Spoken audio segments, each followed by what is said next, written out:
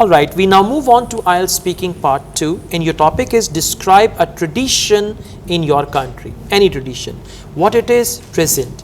Who takes part in it, present. What activities there are, present. And explain how you feel about it. This is all present tense, use present simple. That's what we call present indefinite. Please, you can start. There are many traditions in Pakistan. Now I would like to talk about one of the most popular festival in Pakistan, such as Eid ul-Fitr. These festivals are celebrated on a special day after the holy month of Ramadan. Most of the people get up early in the morning for Eid prayer, and Muslims go prayer in open space or ground, and then they meet or greet with each other.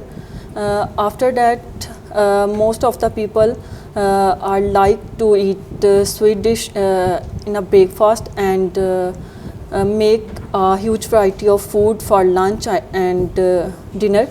And some people are like to move out with their relatives or friends' houses, and these festivals are connect us to our roots, religion, and also traditions. And I feel blessed because it seems evolved after Holy Month, and it gives feeling happiness because it can give a chance to meet with family and friends and enjoy a traditional food. Okay, all right. You spoke for 1 minute and 22 seconds. Overall, it is fine. You understood the topic. I would recommend you to learn tenses once again. Why? Initially, you said one of the most popular festival. After one of the, we always use plural, not singular. Then you said this festival is celebrate. It should have been passive voice. This festival is celebrated. So actually, I'm confused. Okay, okay. Then you said people are like.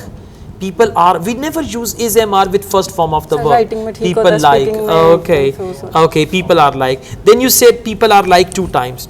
Then you said festivals are connect us.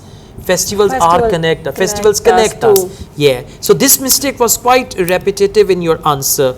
And then you said gives feeling happiness. So it gives the feeling of happiness. Yes, preposition was missing, right? Yes, so try to focus these type of things. Now we move on to speaking part 3. What is the importance of traditional festivals?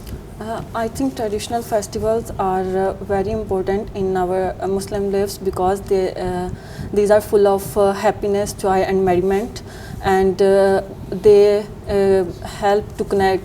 They help us to connect people with our roots, and also they help people to forget about their worries and stress.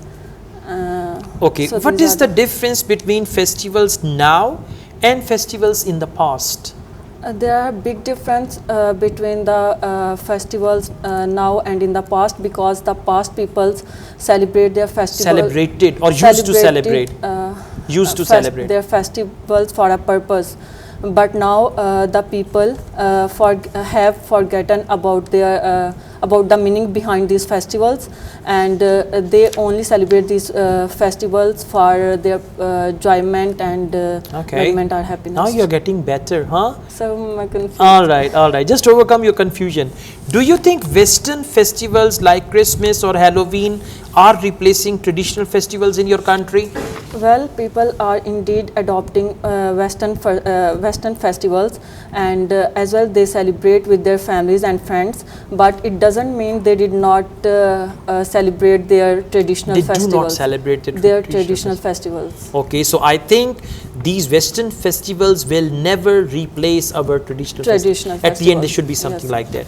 Overall, it's good, but in part 2, actually, you got so much nervous, but still you have the ability at present, even with this type of speaking, you can achieve 6, because in part 3 you answered well. But if you work harder on your grammar part, right, because your fluency is good, your pronunciation is good, even the words you are using, they are appropriate. Main issue is with grammar. So try to overcome that, then you can improve your band score, right? Okay, thank you.